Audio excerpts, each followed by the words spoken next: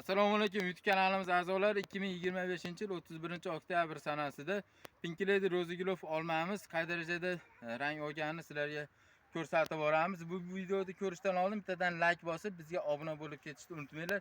Kamerani yaqinroq olib kelib, mana Pink Lady Rozigilov olmani ko'rinishini mana ko'rsatib qo'ying.